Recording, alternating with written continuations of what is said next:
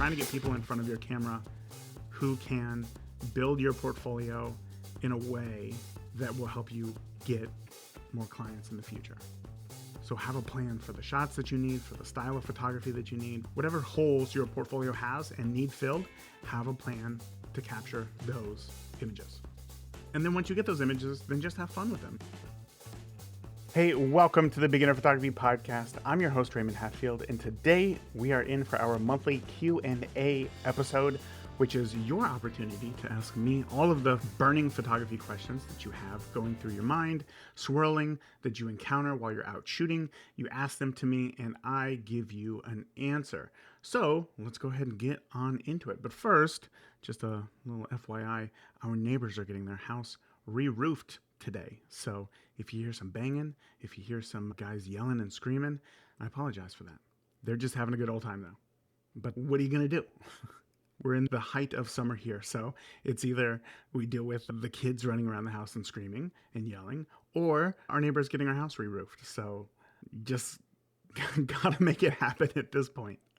Okay, so if you find yourself with any, again, burning photography questions, know that you can feel free to ask me. You can do so anonymously by heading over to beginnerphotopod.com/QA. That's just QA, just the two letters. And you can submit your question there, and who knows, maybe I will answer it here on the podcast. And that's exactly what I'm going to do today. So I got a collection of questions here for you, so let's just go ahead and jump right on in. My first question comes from Daniel. Daniel asks, why do my photos look so good on my camera and my phone, but when I put it in Lightroom, it does not? Where am I going wrong? How can I manage my noise when doing busy corporate events without having to change my shutter speed constantly? Is aperture priority a good fit for this? All right, so this is a kind of a two-part question, and I'm going to answer the first one first because that's typically where you start. Why do my photos look so good on my camera and my phone, but when I put it in Lightroom, it does not? So this could be a few things here, Daniel. One, let's tackle the camera side first before we tackle the phone side. I would imagine that you're shooting in RAW. Okay, so hold on. There's actually a lot of variables, so let me just lay them out. One could be that you're shooting in RAW. Two, it could be that your computer screen is not a very high quality screen. It could be more of an entry level, say, laptop or desktop screen, not one made for color replication, color accuracy. And three, it could be also on the camera side as well that the brightness on that screen could be wildly off. So let's kind of tackle them individually. One, you're shooting RAW, okay? So if you're shooting in RAW, when you take a photo with your camera, the display on the back will show the JPEG preview. So if you're unaware, there are two main image formats. One is RAW, one is JPEG. A RAW photo is what your camera captures, and it captures all of the light and the color information. This is great if you intend on editing the image. Typically, the image is pretty flat. There's not a lot of color. There's not a lot of contrast. Because when it's flat, it allows you to add in how much or how little you would like. A JPEG is more of the standard of what is shared on the internet. It is a much smaller file size and therefore does not have as much flexibility in editing. So rather than being a flat file, it has a color profile applied to it based on the camera manufacturer or based on the settings that you choose within camera. Now, when you take a photo, it's going to show the JPEG preview on the back of the camera because that's the fastest way. And what the camera assumes, what you're going to want an edited version to look like. So that's why it does that.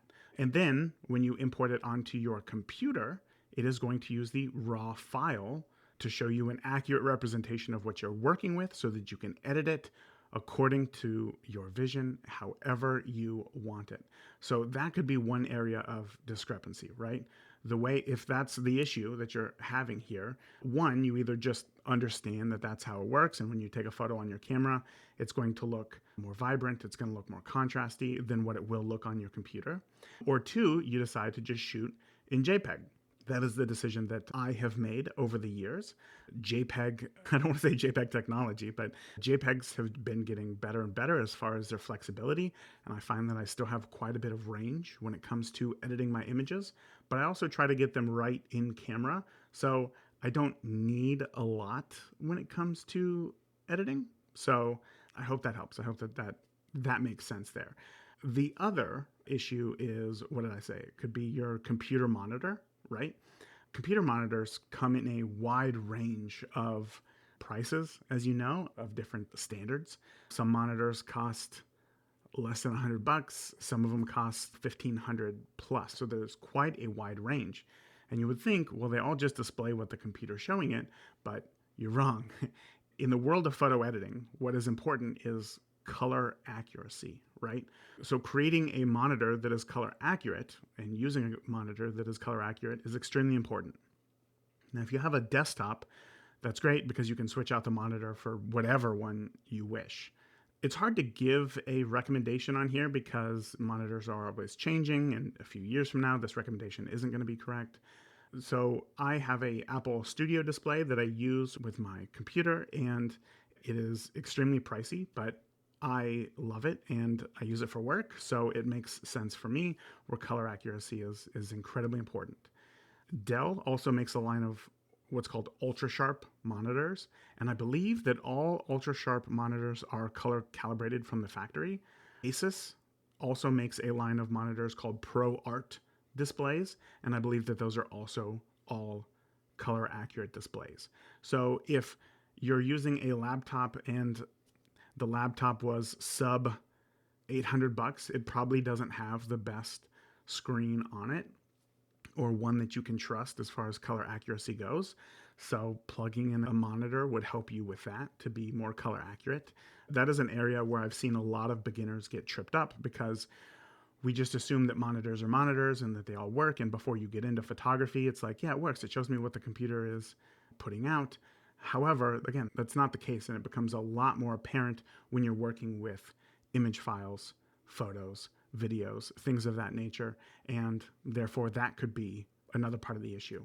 So then the last thing here, if you're using a camera, is that the brightness on your camera's display could be wildly off, right? If you have it too high, it's going to show a very muddy image. If you have it too low, it's going to be more contrasty, but not accurate. So again, when you load it on the computer, it's going to look different than what you thought that it would look like, what it looked like on the camera. So there is where some discrepancies could happen for sure. Now, when we're talking about a phone camera, if you're using an iPhone displays are fantastic. They look great. They marry the camera technology with the display technology, and it just looks fantastic. That said, again, when you get it on a computer, it could look wildly different depending on the quality of your display. So that could be an issue if you're using an Android phone. Displays are all over the place. There's like $50 Android phones and $2,000 Android phones. So again, the display technology can be wildly different. So I can't necessarily speak to that, but I do know that there are some Android displays that are just like not good. And therefore, if you're taking a photo with that and you see it look not good, and then you put it on a computer, it'll look completely different. So I hope that helps answer that question right there. But yeah, I think the biggest one that I see most often is that photographers don't understand that when you shoot in RAW, it shows you a JPEG preview on the back of the camera. Looks nice. And then you put it on a computer, it's flat, there's no contrast, and there's a big difference. And within Lightroom, you'll even see that switch. When you first load it in, you'll see that JPEG preview, but then it'll go away real quick. And that is kind of annoying. You don't know what is going on, and that's what it is.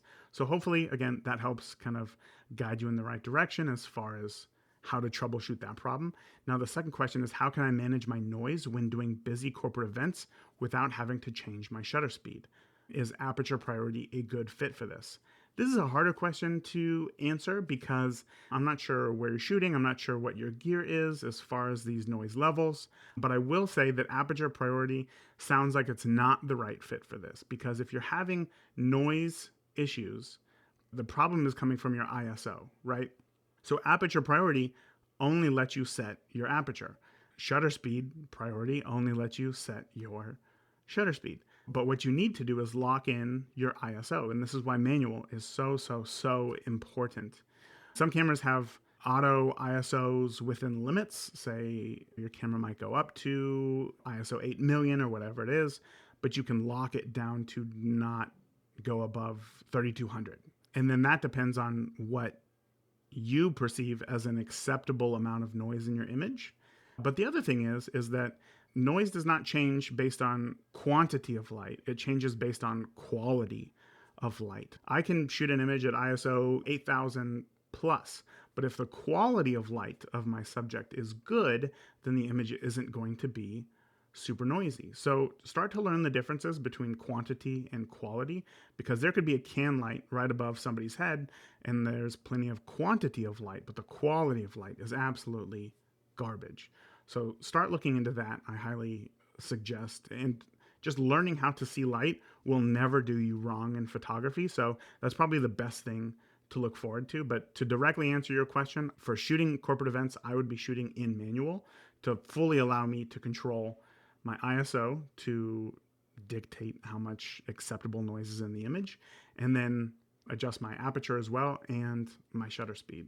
So again, Daniel, hope that helps. Let me know if you got any follow-up questions. Whew, that was a long answer. Hopefully we can get through these with a little more. That one was very technical, so I don't think that these next ones will be as technical. The next question that we got is from Delaney. Delaney was at our Chicago Beginner Photography Podcast workshop.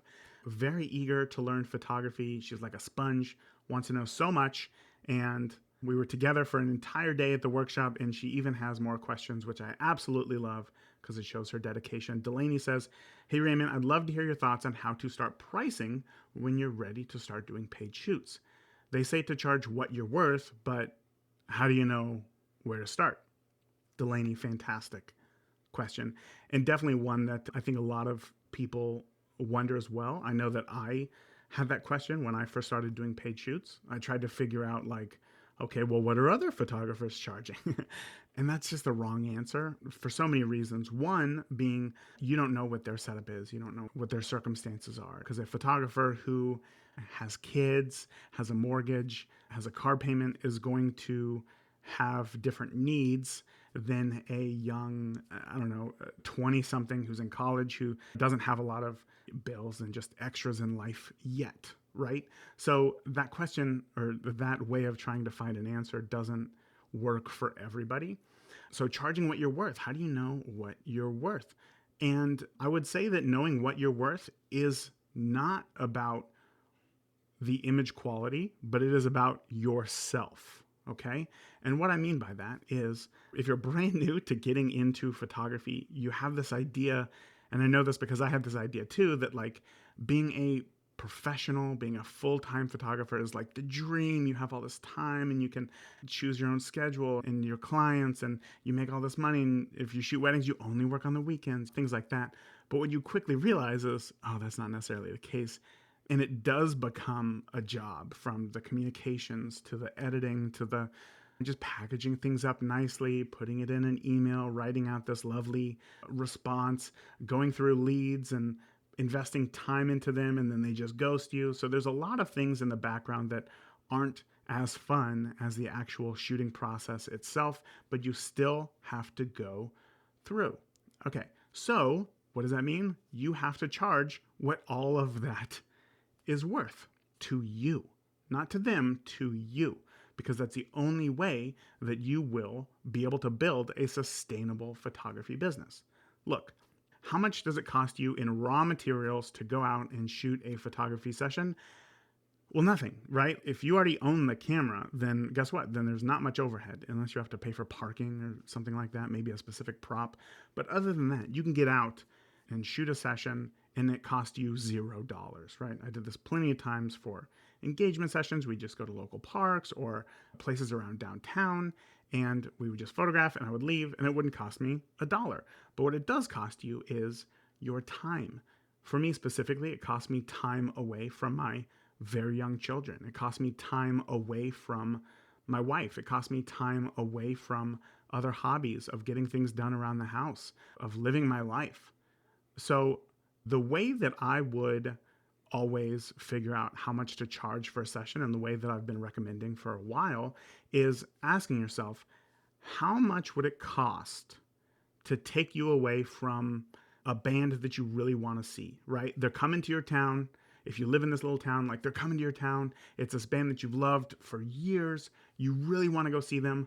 Oh, but this couple wants you to photograph them for an engagement session. How much is that worth for you? What would it cost for you to miss this concert that you really want to see? Or whatever it is, an event, something fun that you would look forward to. How much would it cost for you to miss out on that and for you to be happy? Because if Fleetwood Mac were to get back together with Lindsey Buckingham, and then they were to go on tour with Rush, and of course somehow Neil Peart was there as well, how much would it cost for me to miss that? Wow, tens of thousands of dollars for me to be happy about missing it, if that makes sense. All right. So in the beginning, maybe it's $250. If you think to yourself, man, if I got $250, I think I would be okay with missing that concert, then that's the number, right? I know that there's lots of cost of doing business calculators. I know that there's more professional ways about going about this. But if you're just trying to dip your toes into taking paid clients, I think that this is the best litmus test. Because again, if somebody says that they'll do it for $75, they're not going to be able to do that long term, right? You're going to have to raise your rates. And the last thing that you want to do, because I know that this is an uncomfortable situation, is to do shoots for $75. That's where I started, $75 for shoots. And then, well, now you got to raise your prices, but you're scared about upsetting all your past clients. So you only raise them up to $150. And now you feel terrible about this, but you're still getting some bookings, but there's been a bit of a drop off. And then a past client asks you like, hey, will you do another shoot? And you're like, yeah, but it's $150. And it's that weird conversation. If you start at a level that you're more comfortable with, that you know that you're going to be happy with for a longer term, say $250, then it's going to be a less awkward conversation. You're going to be happier about the amount of money that's coming in. You're not going to feel so feast or famine when only, 2 inquiries come in per month, because you know that if you book one $250 session, well, that's a whole lot easier than having to book 4 $75 sessions. So again, once you get to that point, right, you start doing it for a little bit, then you can look into more professional ways of pricing your photography for long-term profit. And that is where things like cost of doing business calculators come in. And those account for things such as how much time does it take for you to communicate with each client? What is your booking rate so that you can get paid essentially for your time that you're communicating with potential clients that don't end up booking you? How much planning do you put into each session? How much editing time do you put into each session? Do you have a marketing budget that you have to account for? What about all the subscriptions that you have for editing software and your CRM and all the things, right? All of those things have to be taken into account to know that you're pricing your photography profitably. But for now, just in the beginning, if you're just getting started, ask yourself, what would it cost? How much money would I have to make to miss a concert of one of my favorite bands? And that is going to at least get you going in the right direction. So Delaney, again, I hope that helps. All right, next question here comes from Sarah. Sarah asks, my question is, how and where do you put out a model call to build up a specific portfolio? What does the process entail? What should the models expect from the process? And is there anything that they expect to receive in return?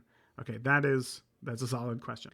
In fact, I should have answered this question before Delaney's question, because I feel like that's the first step of getting into doing this.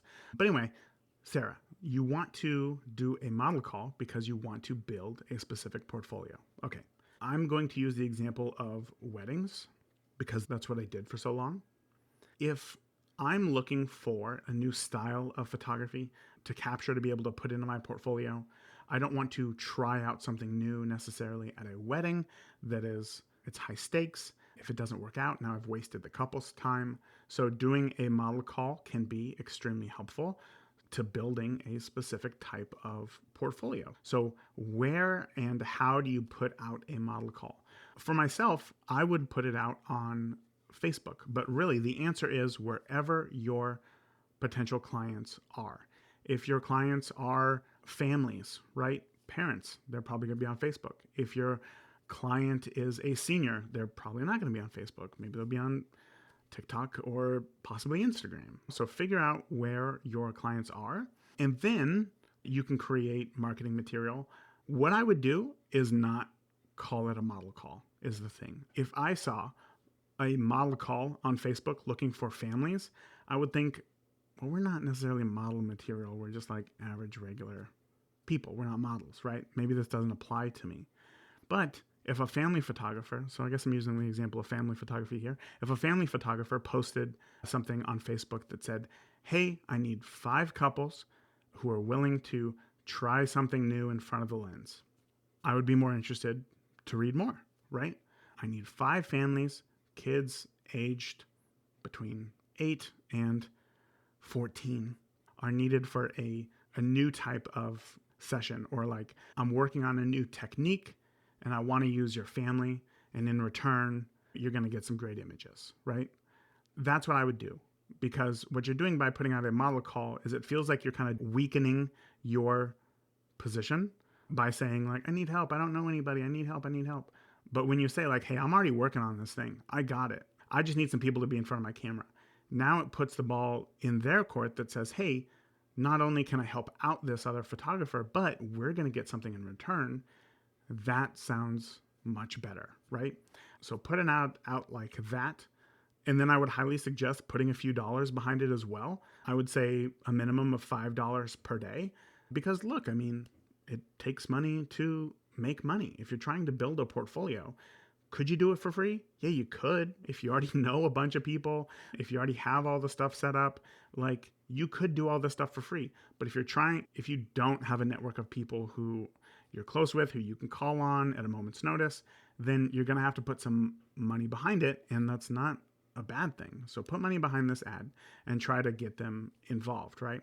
And then explain exactly. From there, you can do whatever you want. The process could just be, hey, you show up here, I'm going to take 2 photos and then we're done. I'm never going to see you again. Or the process could be exactly what you would do for an entire portrait session. I would suggest doing exactly what you would do for an entire portrait session, because not only are you building your portfolio, but you're also learning, you're dealing with another person, a person who could potentially share your name with others as well and bring actual business to you. And it gives you practice for what you would do during a session, how it would run, how would you communicate, like what are the next steps, things like that. But again, you could do it however you want. So then lay out exactly what it is that you want to do. So for weddings, what I would do is say, hey, I'm working on this new lighting technique. I need some new couples who are engaged, who's up for it. They would then fill out a form on my website letting me know that they were interested. From there, I would then tell them, hey, look, here's how it's going to work. I'm working on this new thing that you don't really even have to get into exactly what it is. It's just this new lighting technique, this new portrait technique, whatever, because clearly you're working towards something anyway. So you're working on something. And then let them know. We're going to get together for, say, 45 minutes. I'm going to take your photos. We're going to have this fun session. I'm going to try out some new things. At the end of it, I'm going to send you a link to all the photos. You get one for free, right? Choose whatever one you wish. You can have it. I'm going to send you a full resolution file of that image. And for engaged couples, what I would tell them is you can purchase them if you wish, or if you decide to book me for your wedding and you said that the session was fun and it was a good time and you want to work with me for your wedding, you book me for your wedding, I'm going to give you all these images for free. And by the way, this is where CloudSpot was so helpful, because I could send clients their photos with a watermark on the image, but then if they decided to download just one, then they could download the image and there was no watermark. If they decided to purchase the photos, CloudSpot would automatically remove the watermark and then they could download the full res images. And then if they decided to book me for their wedding, I could just turn off a check mark that says watermark these photos. And then it just removes the hassle of having to manually watermark the photos, upload them, and then worry that they're accidentally going to buy one of the photos with a watermark on it. And then that's just a hassle for them. It's a hassle for me, because now I got to rebuy the print or the download. And then, so anyway, that's where CloudSpot was a huge help there. But making sure that that watermark helps to ensure that they're not just going to screenshot the photos and steal them. And if they do, well, then guess what? They got your watermark on it, and that it is what it is. So yeah, explain what the process is going to be. What should the models expect for the process? Now, if you're shooting for models, like actual models, maybe you're doing fashion or something like that, I think that it's customary that if they're going to give you their time because that is their profession, you give them your product, right? As a form of payment if you're not going to pay them. However, if it's for families, they're giving you their time in exchange in the hopes that you're going to deliver something that they're going to be happy with and that they'll want to buy. So it's two different audiences, right? If it's photography for people who are in the photographs, then you can offer to sell them the images. If it's photography for a model or somebody who is working, then you just give them the images because they gave you their time. But ultimately, it's 100% up to you. There's no hard and fast rules, so you can do kind of whatever you want there. So there you go. That's what I would do. I would put out a post or an ad wherever your clients are going to be saying, hey, I'm working on something new and exciting. Who wants to be a part of this journey for a free session? And you'll even get a free print. Let them know if you like the session, if you like the photos, you have the purchase to buy them all. If not, guess what? You get your one free photo and then we just go our separate ways. No harm, no foul. If you want to work further with me, I'm going to give you all these photos for free. And there you go. I hope that makes sense. Again, communication here is going to be extremely important, and have a plan for exactly what you need. You're not just trying to get people in front of your camera to be in front of your camera. You're trying to get people in front of your camera who can build your portfolio in a way that will help you get more clients in the future.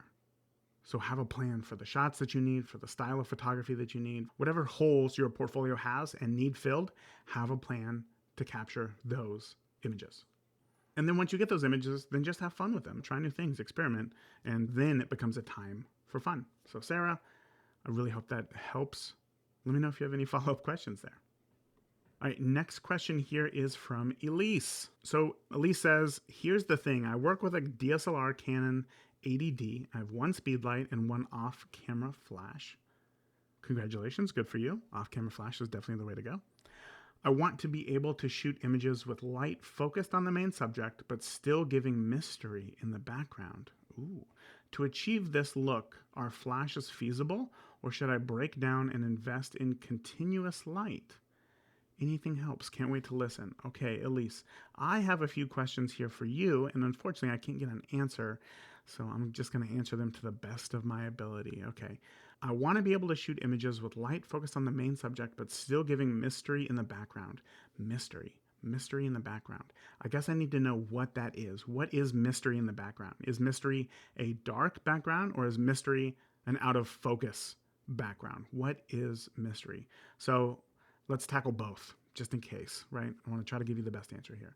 If mystery is a dark background, then yeah, you can absolutely do that with off-camera flash. What you would do is, I guess let me give everybody a breakdown of how off-camera flash works when it comes to portraits. So off-camera flash increases not only the quantity of light, but also the quality of light, because you can place your light wherever you want, however you want, and put in any sort of modifier like an umbrella or a softbox to change the quality of the light. It's not just on your camera blasting at your people.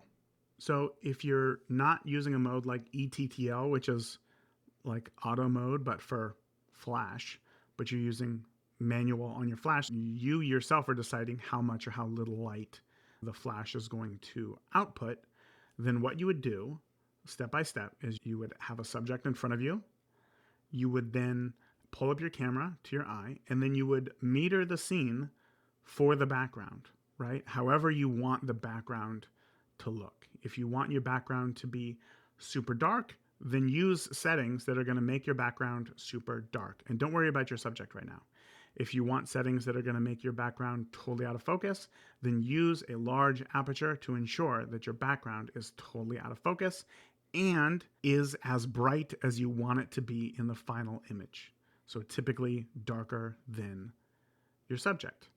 So when shooting with flash, typically your settings are more dark than what it would be if you didn't have a flash, because you know that you're going to be adding flash, which is going to increase the quantity of light on a specific point, which in this case would be a subject for, say, a portrait. Okay, so this is called exposing for the background when it comes to flash. Your settings, you choose settings for your background, specifically the background, because you know that your flash isn't going to illuminate an entire forest. It's only going to illuminate things within like 0 to, 20 feet. Anything further than that is not going to be hit by the light. And therefore, whatever your settings are in camera, that's how they're going to look in the final image. Okay? Now you have chosen your settings for how you want the background to look, either darker than your subject or how out of focus you want it to be. And now you bring in your off-camera flash. Now, when using an off-camera flash, you bring it in, you place it where you want it to be for how you like lighting your subjects. And now you just adjust your settings to properly expose them in the image for how you want the image to look. So let me give you an example. If you're shooting without a flash, when you take a photo of a person, you're going to expose for that person because you want them to not be too bright, not be too dark. You want them to be perfectly lit, right? Now, if we're using natural light, we can't control how much light lands on that car in the background or the trees in the background or whatever it is. So the whole scene has to be at that exposure. With an off-camera flash, we can change our exposure so that the background is dark, and then our light ensures that our subject is the correct exposure that we would want in the image. They're not too bright, they're not too dark for the whole scene.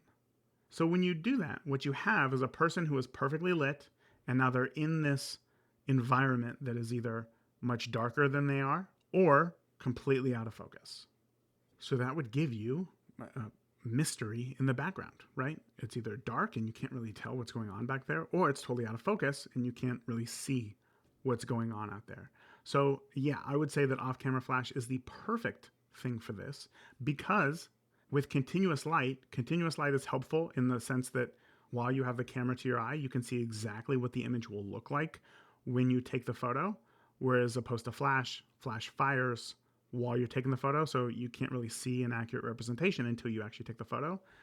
The downside is the output of light, the quantity of light with flash far exceeds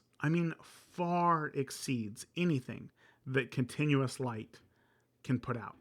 Just as an example, when I was working on film sets, we would have massive generators to power the lights because the lights were continuous lights. You need continuous lights when you're making movies because it's not just a still frame, it's a movie. And these generators were so big, you could kill an elephant by shocking it. Like, that's how powerful these generators were. That's how much power these things were putting out. And with a single speed light, you can overpower the sun on just 4 AA batteries. The difference is because instead of continuously needing to put out an immense amount of light, a flash only puts out that amount of light for 1/3000th of a second or 30,000th of a second. So it's a much shorter blast, and that's why it can be more powerful. So if you're shooting outdoors, flash is the way to go. If you're shooting indoors, you could get away with some continuous light because there's just less available light.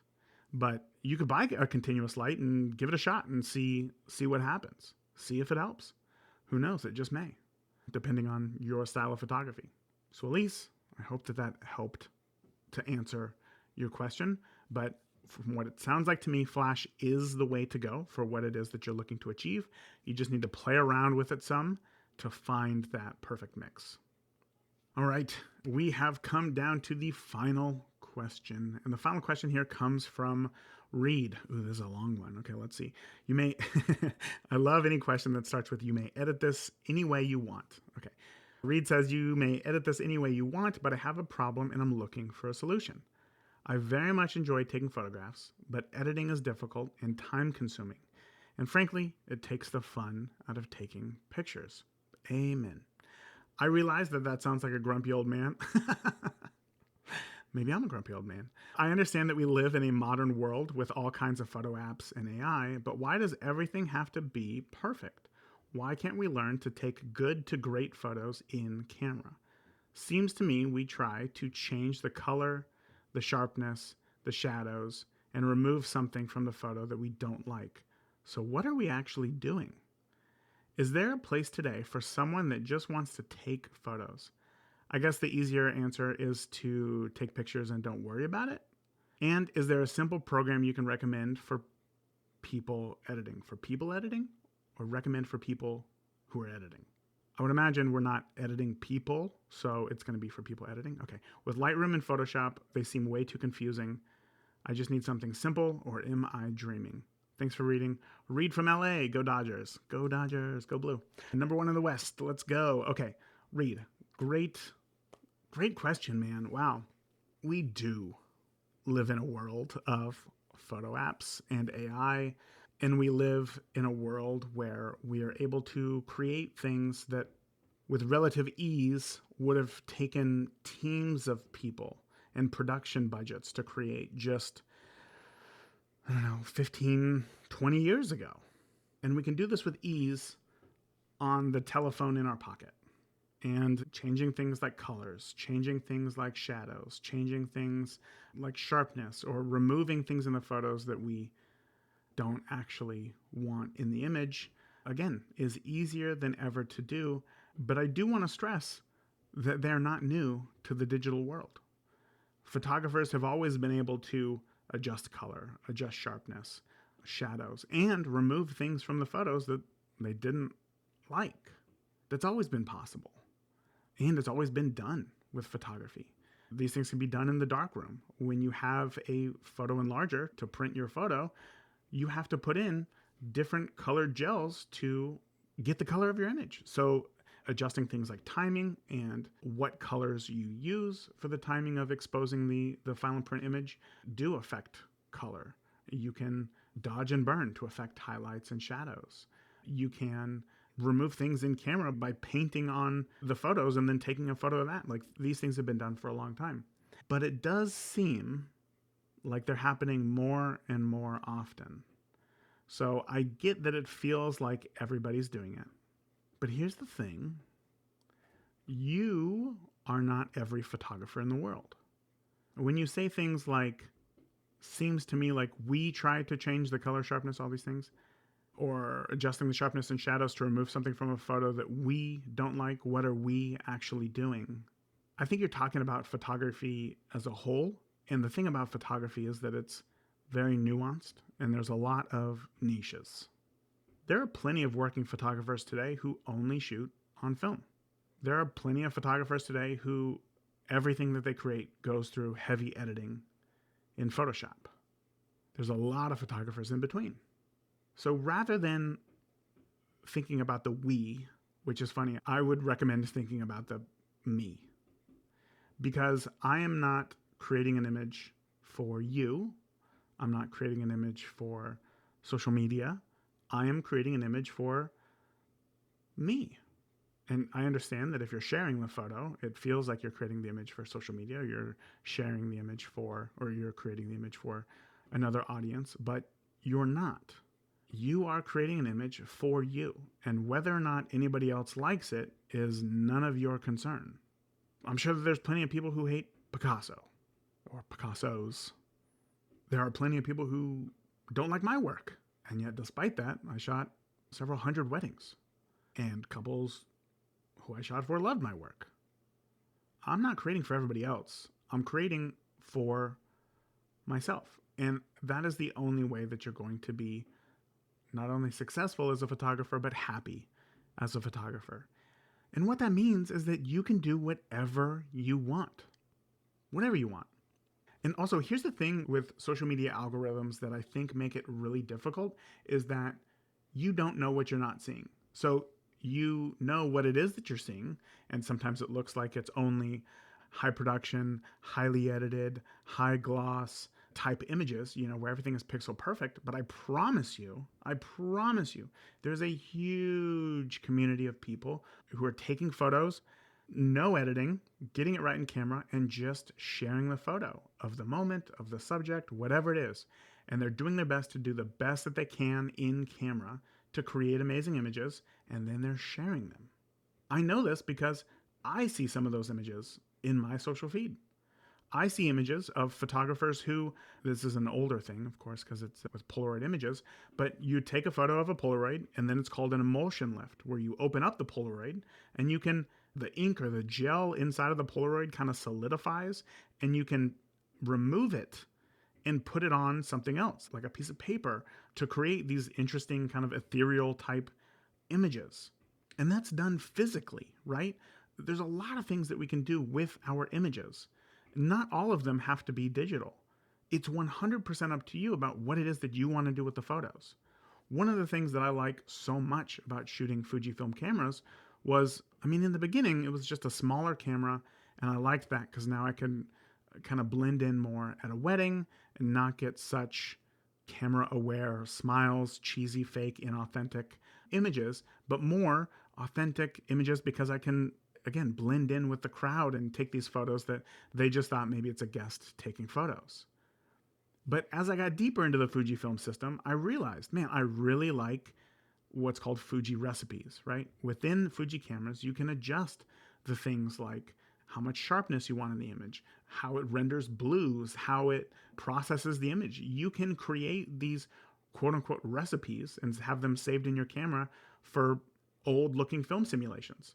I have a film simulation that looks like Ilford 3200. It's really grainy, it's really gritty, it's very contrasty, and I like that style of image. You can create these film recipes for something that looks more like a Portra 400, right? So you can create these looks in the camera that produces JPEGs that, in theory, look exactly how you want them to be. No editing required. Now, can you edit those images further? Yeah, you can bring them into a program like Lightroom, give them an edit before you share them, but there is a huge, huge, huge community of JPEG shooters shooting Fujifilm because you have a lot of control over the image in camera to produce a photo the way that you like. In the same way that how in film days you would choose a film stock based on the look that you were going for. You could choose something like a Portra 400, like an Ilford 3200, like a Portra 160 NC. Tons and tons and tons. Fujifilm made a whole bunch of film simulations, and that's why you can create these looks inside of a Fujifilm camera that can emulate these older films, and again, get closer to how you want the photo captured in camera. And I love that because as somebody who, again, I feel you, when it comes to editing, I don't love it. And if I walk you through my entire editing process, I think it's a whole lot simpler than most people think that it is. I don't look through every photo looking for the problems. I don't look for things to remove. I don't look for a certain color to be able to adjust it in a different way. My editing workflow starts in camera. Get it as close to right in camera as humanly possible. And then the way that I see editing is just simply putting kind of my signature on it, my visual signature. I have one preset that I use 99% of the time. And what it does is it's mostly just a tone curve slider. There's some slight adjustments that I'm not able to get as granular to tweak within my Fujifilm camera. So again, it just brings me closer to how I see the image. I apply that preset to all of the images that I import, and then I just make super minor tweaks. A little bit more exposure here, a little bit less here. Bring down the highlights a touch here, and then I'm done. I can go through hundreds of images in a matter of 5 or 10 minutes, and they'll be ready to share. They'll be ready to do whatever I want with those images. They will be done. But my job is getting it right in camera. And a lot of images I don't really have to touch. Once I apply my preset to it that, again, adjust the tone curve to a way that I like, a lot of the images they're just done. And that's it. So Reed, man, photography is whatever you want it to be, man. If you just want to go out and take great photos in camera and you want to focus on getting good to great photos in camera, man, do that. I'm not going to stop you. I'm going to applaud you for that. That is fantastic. But also, if you want to go out and take photos that you know that you're going to composite later into some heavily photoshopped masterpiece, I'm also going to applaud you for that because that's what photography is. It's whatever you make it. So are there a lot of photo editing apps today? Yes. Is there AI that can do some wild things in photos? Yes. Is it easier than ever? And does it seem like everybody is heavily manipulating their photos? Yes. Do you have to do that? No, not at all. I want photography to fit my life. I don't want to fit my life around photography. I don't want to spend an hour editing 2 photos. Now, the people who do that, man, hats off. You're able to create incredible images. I love it. That's just not me. My wife is a nurse. She tells me wild stories at work. Blood, bodily fluids, gross things, bones. I'm like, nope, not for me. I'm glad that there's people in the world like you, but that's not for me. Same with photography. I'm glad that there's people in the world who heavily edit a bunch of stuff, magazine quality, huge composites. Great, fantastic, love it. Not for me. That's not my style of photography. Reed, you can go out there, man. Shoot whatever you want, however you want. And guess what? It's no more or less valid as a piece of art than anybody else. So go out there. Do not let editing take the fun out of taking photos for you. Learn to get it right in camera. Learn a very simple editing workflow. And I promise you, photography will be much, much, much more enjoyable because that's what I have found it to be. So I know that it's possible. It kind of turned into a rant. Somehow there's a soapbox now that I'm standing on. That's weird. I'm going to go ahead and get off that. And that's it, man. So I hope that you enjoyed today's Q&A episode. That's all that we got for you. If you have a burning photography question, I would love to answer it for you here on the podcast. You can submit your question by just heading over to beginnerphotopod.com/QA. Submit your question, and who knows? You just might get it answered here on the show. All right, that is it for today. Until next time, remember, the more that you shoot today, the better of a photographer you will be tomorrow. Talk soon. Thank you for tuning into this week's episode of the Beginner Photography Podcast. If you enjoyed today's episode, please share it with a friend. Start a conversation. Grow together. That is it for this week. Remember, the more that you shoot today, the better of a photographer you will be tomorrow. Talk soon. Thank you for listening to the Beginner Photography Podcast. Keep shooting, and we'll see you next week.